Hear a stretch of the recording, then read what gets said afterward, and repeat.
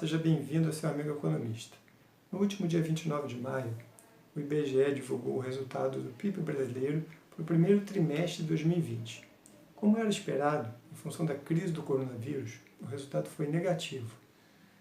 Usualmente, esses números de crescimento econômico, PIB, são analisados de forma comparativa. Você compara período a período, seja um trimestre em relação ao imediatamente anterior ou ao equivalente no ano anterior. Então, comparando o primeiro trimestre de 2020 com o quarto trimestre de 2019, houve uma queda de 1,5%. Comparando o primeiro trimestre de 2020 com o primeiro trimestre de 2019, a queda foi de 0,3%. Aqui tem uma questão técnica importante. Normalmente, o crescimento econômico não é uniforme ao longo do ano. Existem períodos onde se cresce mais, períodos onde tradicionalmente se cresce menos.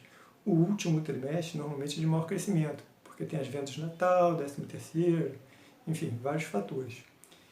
Mas para essa comparação poder ser feita corretamente, então, existe uma técnica estatística que já foi colocada nesses dados, que é de tirar essa sazonalidade. Então, essa comparação, no caso, é pertinente e comparando o período atual, o primeiro trimestre de 2020, com o imediatamente anterior, esquece a sazonalidade porque ela foi retirada dos dados, houve queda de 1,5%. Isso é um número bastante significativo e dá um indicativo bastante preocupante para o segundo trimestre de 2020, onde os impactos de isolamento social, fechamento do comércio, foram muito mais intensos e ainda com todo mais meses aí pela frente.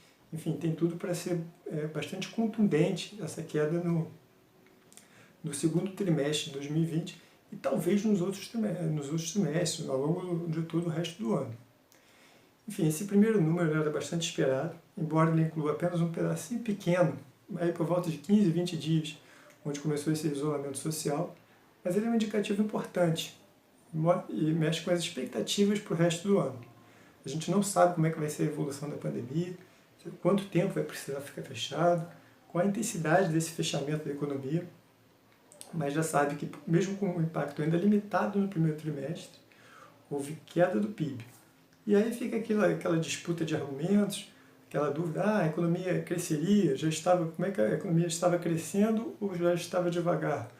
O governo tinha expectativa, defende que a economia já estaria em crescimento, teria tido um resultado positivo, enfim, muito melhor se não fosse a epidemia. Os críticos apontam que não, que a epidemia afetou pouco desse período inteiro, mas que mesmo sem ela o resultado não teria sido grande coisa. É importante entender como esse número entender como chegou a esse resultado, né? O PIB é a soma das riquezas produzidas no país em um determinado período, enfim, e basicamente dividido aí entre agropecuária, indústria e serviços. Como a maioria das economias desenvolvidas, o foco brasileiro, a predominância do Brasil é no setor de serviços, que é naturalmente muito mais afetado por essa crise sanitária. A agropecuária é muito menos afetada, assim, a produção no campo continua, o campo é menos afetado por essa crise, enfim. Então, realmente, você tem um foco muito grande em serviços que fica duramente prejudicado. O número eventualmente pode ser revisado, mas isso é normal, é rotineiro, mas normalmente a revisão é muito pequena, não afeta grande coisa o resultado total. Então, resumindo, como era esperado, um resultado ruim, que gera uma expectativa ainda maior para o próximo período, que agora realmente o segundo trimestre, com carga máxima aí dos efeitos do isolamento social, da diminuição da atividade econômica, e realmente uma expectativa para o resto do ano. Vamos acompanhando, quando sair os resultados a gente vai comentando aqui. Um abraço.